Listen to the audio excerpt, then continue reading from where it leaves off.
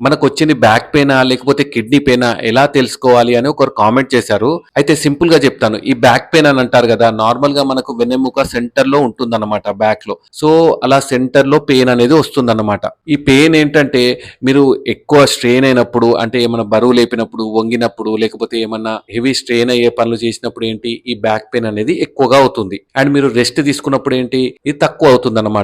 కానీ kidney pain ఎలా ఉంటుంది? ఇది సెంటర్‌లో కాకుండా ఒక పక్క వస్తుంది. రైట్ సైడ్ గాని, లెఫ్ట్ సైడ్ రిబ్ కింద ఒక పక్క లెఫ్ట్ సైడ్ రైట్ సైడ్ అనేది వస్తుందన్నమాట. అదేంటంటే పెయిన్ వచ్చి పోతుంటుంది. అండ్ అదే కాకుండా ఈ పెయిన్ అనేది కంటిన్యూయస్‌గా ఉంటుంది. రెస్ట్ తోటి తగ్గడం అలాంటిది ఏమి ఉండదన్నమాట. అదే బ్యాక్ పెయిన్ అయితే మీరు రెస్ట్ తీసుకుంటే తక్కువైతది. కానీ ఇదేంటంటే రెస్ట్ వల్ల దానికి డిఫరెన్స్ ఏముండదు. దీంతో పాటు కొందరికేంటంటే యూరిన్‌లో మంట గాని, యూరిన్‌లో బ్లడ్ రావడం గాని, లేకపోతే జ్వరం గాని ఇలాంటివి ఉండే ఛాన్సెస్ ఉంటాయి. ఇప్పుడు మీకు క్లియర్‌గా అర్థమైంది గదా! ఇది కిడ్నీ పెయినా? లేకపోతే బ్యాక్ పెయినా అని చెప్పి. ఇలా వచ్చినప్పుడు మాత్రం నెగ్లెక్ట్ చేయకుండా మీ దగ్గరున్న డాక్టర్‌ని కన్సల్ట్ అవ్వండి. అర్థమైంది గదా! ఇలా కామన్‌గా వస్తుంది. కానీ ప్రతిసారి ఇలానే రావాలని ఏం లేదు. కొన్నిసార్లు ఏరియా మొత్తం గూడా రావచ్చన్నమాట. సో, అందుకోసమే మీకు ఇలాంటి ప్రాబ్లమ్స్ ఏమున్నా గూడా దగ్గరున్న డాక్టర్‌ని కన్సల్ట్ అవ్వండి. Thank you.